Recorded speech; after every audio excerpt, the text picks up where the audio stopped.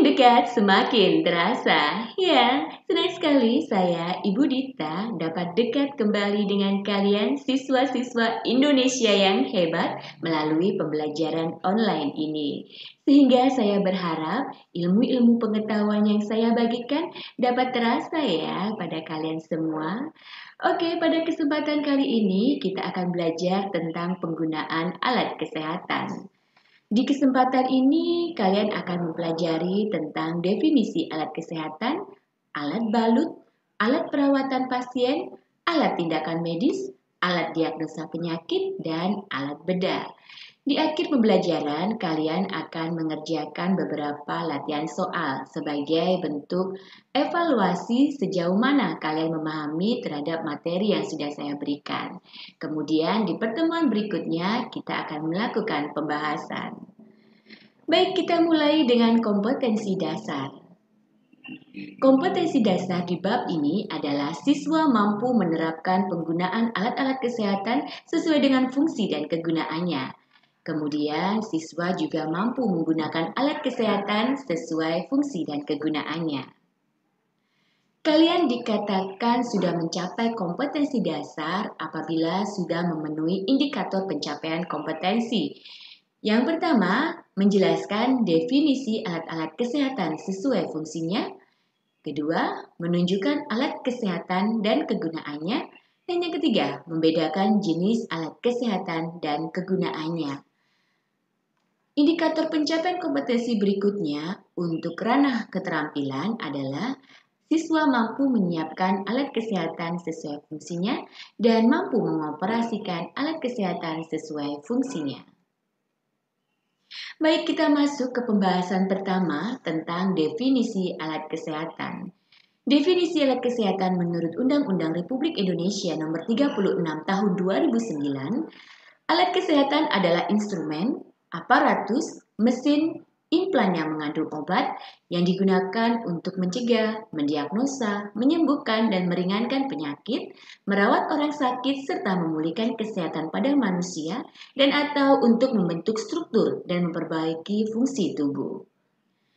Ya, pengertian lain tentang alat kesehatan menurut BPJS Kesehatan, alat kesehatan adalah instrumen, aparatus, mesin, dan atau implan yang tidak mengandung obat yang digunakan untuk mencegah, mendiagnosis, menyembuhkan dan meringankan penyakit, merawat orang sakit, memulihkan kesehatan pada manusia dan atau membentuk struktur atau memperbaiki fungsi tubuh.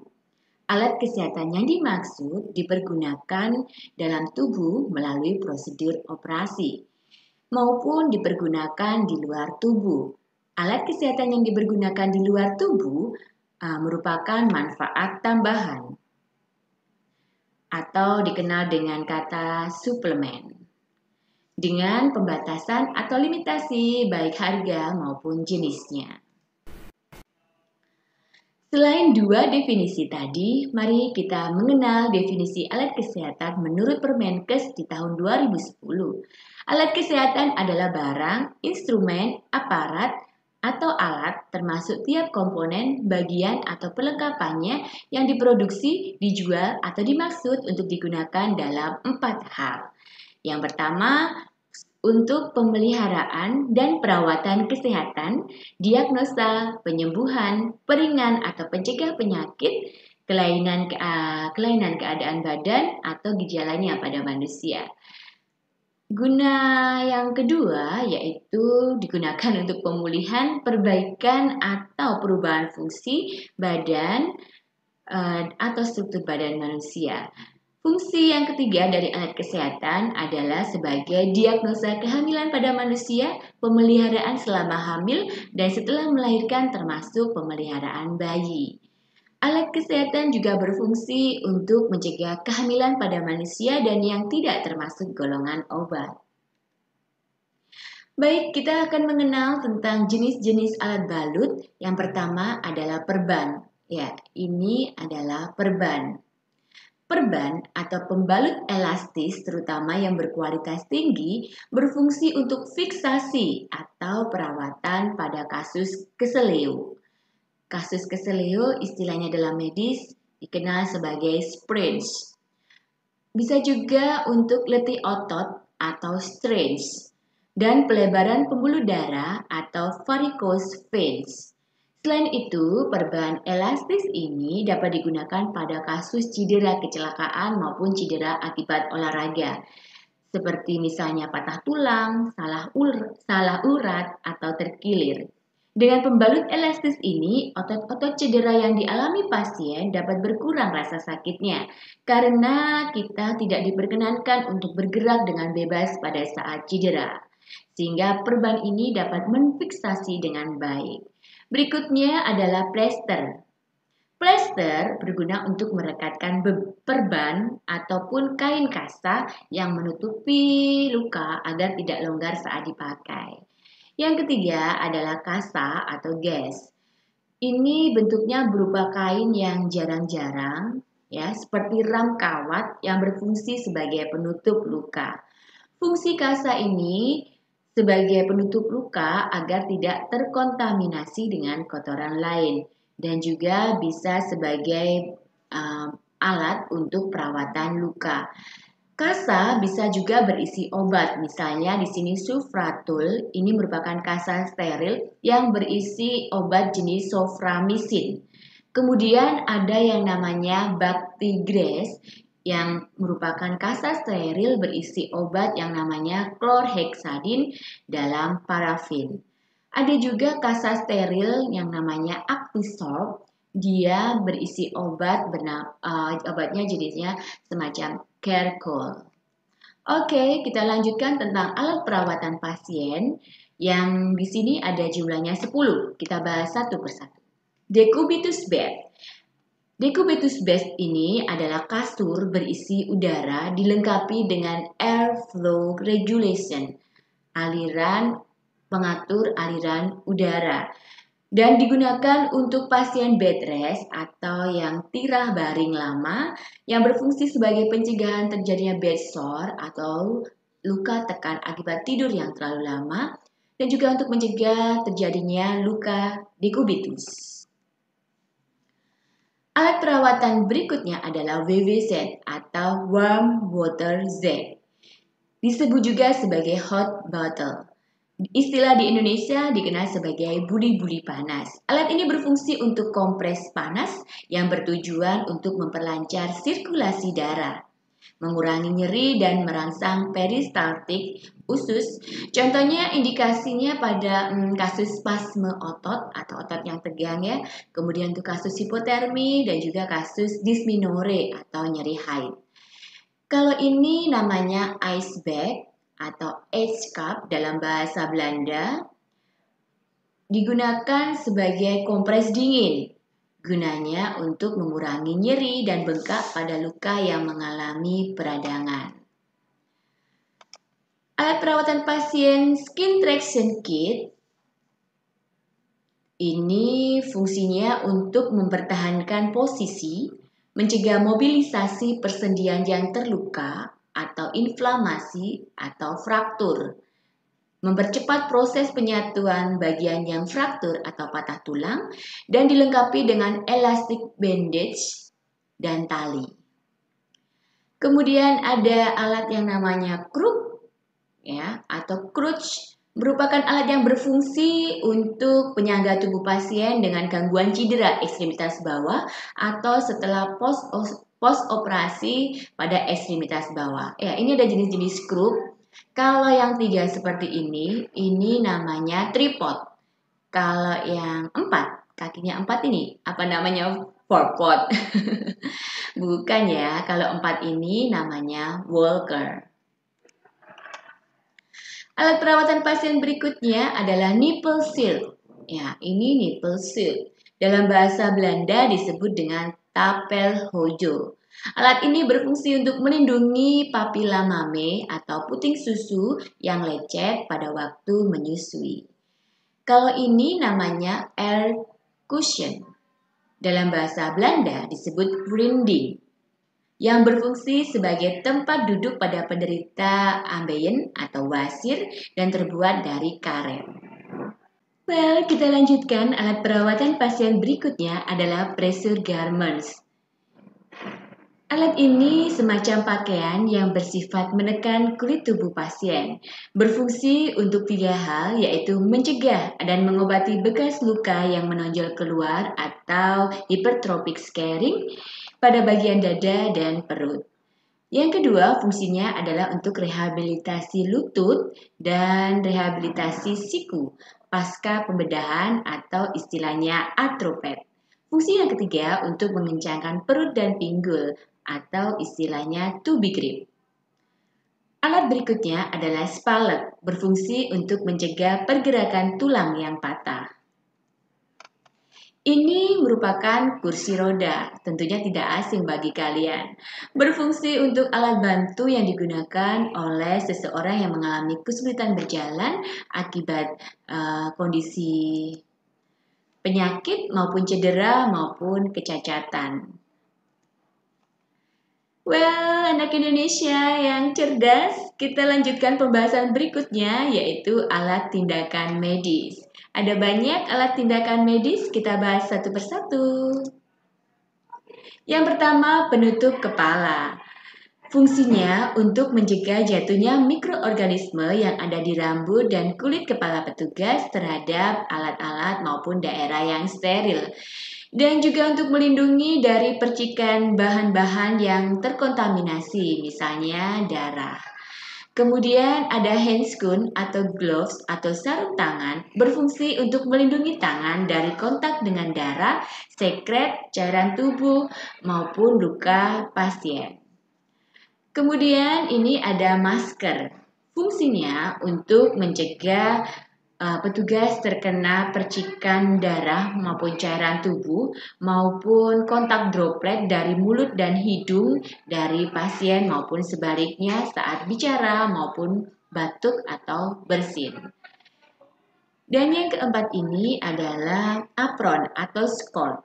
Digunakan untuk mencegah terjadi percikan darah dan cairan tubuh lainnya yang dapat mencemari baju petugas kesehatan. Alat tindakan medis yang akan kita pelajari sekarang adalah balon kateter atau Foley kateter. Fungsinya untuk pengambilan urin dalam sistem tertutup bebas dari udara dan polusi sekitarnya. Biasanya dihubungkan dengan suatu urinometer dan suatu urin bag untuk keperluan pemeriksaan klinis. Selain itu, balon kateter atau Foley kateter ini juga digunakan pada kondisi pasien koma, pasien yang preoperasi atau sebelum operasi maupun pasien lansia yang mengalami inkontinensia urin atau mengompol. Kemudian ada urin bag ya, berfungsi untuk menampung urin yang dihubungkan dengan balon kateter atau Foley kateter ini. Kalau ini namanya suction catheter atau mucus catheter atau mucus extractor maksud saya, berfungsi untuk menyedot lendir dari trakea bayi yang baru lahir. Hal ini bertujuan untuk mengeluarkan atau menyedot cairan amnionik yang ada pada bayi tersebut. Selain itu, mucus extractor ini juga bisa digunakan pada pasien dengan kasus tracheostomy. Alat tindakan medis selanjutnya adalah IV kateter, intravena kateter. Ini dimasukkan ke pembuluh darah, vena, yang berfungsi sebagai vena tambahan atau perpanjangan vena untuk pengobatan IV jangka panjang yang lebih dari 48 jam. Kemudian ini adalah wing needle. Wing needle ini adalah ujung spet atau jarum yang digunakan untuk pengambilan darah secara vakum. Ini juga berfungsi sebagai perpanjangan vena untuk pemberian cairan infus atau obat intravena. Berikutnya adalah infuset atau transet atau selang infus.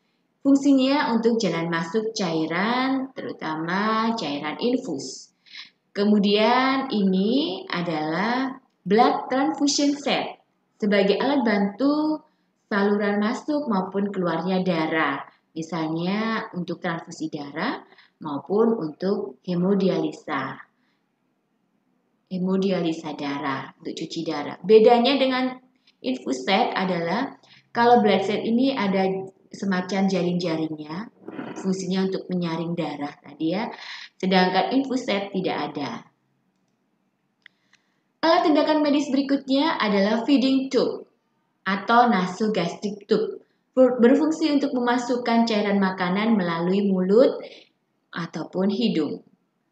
Dan ini adalah stomach tube. Fungsinya untuk mencuci perut atau kubah lambung, memberikan obat-obatan dan atau mengambil getah lambung. Kemudian ada rectal tube, fungsinya untuk mengeluarkan gas-gas dari usus dan untuk membersihkan rektum. Yang ini masuk ke daerah rektum atau anus pasien dengan terlebih dahulu diolesi dengan vaselin dan yang ini disambungkan ke spet gliserin. Ya, kita lihat ya. Nah, ini adalah spet gliserin atau glycerin syringe. Fungsinya untuk menyemprotkan lavement melalui anus. Lavement ini merupakan cairan yang digunakan agar pencernaan pasien bersih dari feses, dan cairan yang digunakan biasanya adalah gliserin atau bisa juga menggunakan larutan sabun yang pH-nya normal. Kemudian ada spet atau siring, ini adalah alat untuk menyuntikkan atau menghisap cairan atau gas. Kalau ini namanya injection needle. Istilah lainnya adalah jarum hipodermik, jarum suntik ya. Gunanya sebagai alat suntik untuk menyuntikkan suatu zat ke dalam tubuh. Jarum ini juga dapat digunakan untuk mengambil sampel zat cair dari tubuh berupa darah. Kita lanjutkan alat tindakan medis berikutnya yaitu kuret. Oke. Kuret ini berfungsi untuk membersihkan rahim pada pasien abortus. Ini caranya, ini alatnya digunakan untuk membersihkan rahim pada pasien abortus atau keguguran. Kalau ini adalah lancet, berfungsi untuk mengambil darah dengan jalan menusuk ujung jari pasien menggunakan lancet ini. Biasanya pada pemeriksaan gula darah dan itu menggunakan alat semacam pen ya, jarumnya kemudian dimasukkan ke dalam pen itu. Dan ini adalah set manicure pedicure untuk perawatan kuku tangan dan kuku kaki pasien. Ini adalah tourniquet, fungsinya untuk membendung aliran darah pasien supaya venanya tampak pada tindakan pemasangan infus. Selain itu, tourniquet juga berfungsi untuk menghentikan perdarahan pada luka terbuka. Alat berikutnya adalah face mask dan nasal cannula, fungsinya untuk memenuhi kebutuhan oksigen pasien. Dan ini adalah oksigen tube, yaitu sama fungsinya adalah untuk selang untuk mengalirkan oksigen pasien. Kemudian ini adalah nebulizer, fungsinya untuk merubah obat dari bentuk cair ke dalam partikel yang lebih kecil yang disebut aerosol. Ya, bentuk aerosol ini sangat bermanfaat apabila dikumpulkan dalam organ paru dan efek obat ini adalah untuk mengembalikan fungsi pernafasan pasien, mencegah spasme bronkus. Kemudian ada wascom trolley. Fungsinya ini adalah untuk tempat air saat memandikan pasien, saat mencuci rambut pasien. Kemudian ini adalah near beacon atau bengkok, ya. Fungsinya untuk menampung instrumen, tempat kebutuhan alat, tempat ketersediaan bahan kapas obat cair, dan tempat untuk menampung vomiting pasien atau sekret atau cairan darah. Biasanya ini digunakan untuk tempat sampah saat tindakan. Ya. Kemudian ada korentang. Ya, ini korentang, fungsinya untuk memegang atau mengambil alat dan bahan medis steril supaya terjaga kondisi sterilnya. Baik, kita lanjutkan. Alat tindakan medis berikutnya adalah instrumen tray atau paratus yang berfungsi untuk menyimpan alat-alat perawatan, terutama alat perawatan yang sudah steril. Berikutnya adalah kom. Di sini ada kom sputum yang berfungsi untuk menampung sputum atau dahak pasien. Kemudian ada kom multifungsi baik yang terbuka maupun yang tertutup untuk meletakkan kasa bersih, cairan desinfektan, dan lain-lain. Kemudian ada berangkat, fungsinya untuk memindahkan pasien dari ruangan satu ke ruangan yang lainnya. Dan ini adalah troli, ya, troli instrumen yang berfungsi untuk meletakkan atau membawa peralatan medis. Kalau ini adalah matras beserta bednya, fungsinya untuk tempat pasien beristirahat dan mengatur posisinya saat istirahat. Kenapa mengatur posisinya? Karena bed ini bisa diposisikan setengah duduk, ya, atau voller maupun semi voller. Oke, kita lanjutkan ke pembahasan berikutnya. Well, anak Indonesia yang cerdas, kita masuk ke pembahasan berikutnya yaitu alat diagnosa penyakit. Ada refleks hammer, ya, ini refleks hammer yang berfungsi untuk memeriksa kemampuan refleks bagian tertentu, contohnya pada bagian lutut. Kemudian ada tongue depressor atau tongue spackle. Fungsinya untuk menekan lidah agar dapat memeriksa atau melihat kelainan pada tenggorokan, misalnya kasus amandel maupun faringitis. Kemudian ini ada laryngeal mirror, berfungsi untuk memeriksa keadaan mulut dan tenggorokan. Biasanya dipakai pada kesehatan gigi. Berikutnya adalah clinical thermometer, ya. Ada yang menggunakan termometer raksa, ada yang sudah digital. Nah, kalau ini namanya termometer digital dengan memanfaatkan infrared atau dikenal dengan istilah termogan. Jadi tidak perlu menyentuh tubuh pasien, cukup didekatkan sedikit di dahi pasien, maka akan terbaca suhu pasien. Kalau ini diletakkan di aksila atau ketiak pasien, termometer digital.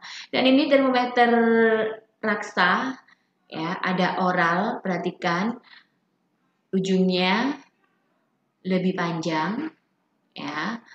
Kalau termometer rektal ini lebih membulat, ya, tentunya harus diolesi Vaseline supaya pasien tidak kesakitan karena ini dimasukkan di dubur pasien.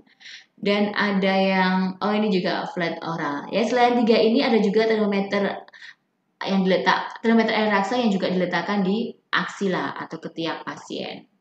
Fungsinya tentunya untuk mengukur suhu tubuh pasien. Berikutnya adalah stetoskop, ya, stetoskop binaural atau binokuler, ya. Gunanya untuk mendengar bunyi organ tubuh seperti jantung, ya, suara paru-paru, ya, suara nafas di paru-paru. Kemudian ada sphygmomanometer, fungsinya untuk mengukur tekanan darah. 1, 2, 3. Jenisnya ada termometer sphygmomanometer raksa, ya, tensimeter air raksa, kemudian ada aneroid sphygmomanometer, dan ada sphygmomanometer digital atau elektrik. Kalau ini aneroid sphygmomanometer ini menggunakan tensimeter jarum, ya, ada penunjuk jarumnya yang kalian punya di rumah, ya. Kemudian ada spekulum, spekulum ada banyak, ada nasal, ya, ada nasal spekulum, fungsinya untuk memeriksa rongga hidung. Kemudian ada air spekulum, fungsinya untuk memeriksa rongga telinga. Dan ada rektal spekulum, fungsinya untuk memeriksa lubang anus atau rektal. Kemudian ada vaginal spekulum, ini untuk memeriksa vagina. Biasanya digunakan untuk ketika pemasangan alat KB melalui jalan lahir atau vagina, ya. Kemudian ini adalah alat timbangan untuk bayi, ya. Kemudian ini ada pengukur tinggi badan dan ini adalah pen light. Fungsinya untuk membantu penerangan dalam pemeriksaan fisik pasien. Oke, biasanya untuk memeriksa pupil mata pasien. Oke, kita lanjutkan ke pembahasan berikutnya, alat kesehatan, yaitu alat bedah. Ada bisturi, ya, ini bisturi. Fungsinya untuk pembedahan, ya, semacam pisau kecil gitu, ya. Dan ini perlu dipasangkan di scalpel handle. Nah, Pasangkan di sini. Ya. Untuk pegangan pisau operasi, untuk pegangan bisturi ini. Kemudian ada klem, fungsinya untuk menjepit atau memegang dan menekan suatu benda. Ya, kalau ini klem arteri untuk menjepit pembuluh darah arteri. Kemudian ada peritoneum forceps untuk menjepit jaringan selaput perut. Oke. Alat bedah berikutnya ada gunting. Gunting ada banyak jenisnya. Kita bahas satu-satu ya. Ya, gunting tentunya fungsinya untuk memotong. Kalau bandage scissors, ya, ini fungsinya untuk memotong perban atau kain kasa. Kalau surgical scissors, fungsinya untuk gunting saat pembedahan. Kemudian ada dissecting scissors, ini ya, fungsinya untuk memotong jaringan tubuh pasien. Kalau needle holders, fungsinya menjepit jarum jahit atau hacknut ini serta menjahit luka terbuka seperti luka kecelakaan atau pembedahan. Kemudian ini ada hacknut, ya, fungsinya untuk hacking luka atau menjahit luka. Jenis-jenis jarum jahit atau hacknut ini, kalau ujungnya bulat, ya, kalau ujungnya bulat itu untuk menjahit muskulus atau otot.